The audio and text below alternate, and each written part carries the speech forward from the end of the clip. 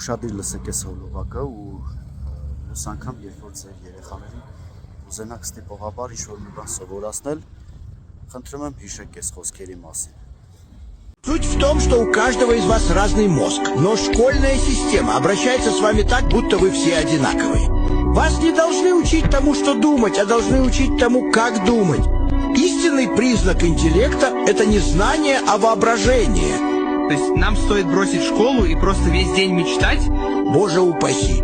Учителя в школе могут быть отличным ресурсом для некоторых детей, но перестаньте рассматривать школу как единственную возможность для образования. Вы учились еще до того, как сели за парту, и будете продолжать учиться задолго после школы. Это правда. Большинство самых классных вещей, которым я научился, были не в школе, например, как настроить освещение, чтобы снимать ночью, и как сильно пугается моя мама, когда я снимаю ночью. То есть ты хочешь сказать, что все свои лучшие работы ты сделал вне школы, учась самостоятельно? Именно так. Классные комнаты не нужны, когда есть желание учиться. Каждый гений, но если судить рыбу по ее способности лазать по деревьям, она всю жизнь будет считать себя глупой. Смысл в том, что не все учатся одинаково. Так что если ты стараешься изо всех сил в школе, но все равно испытываешь трудности, это не значит, что ты не умный. Тебе просто нужен шанс учиться так, как подходит именно твоему уникальному, удивительному мозгу.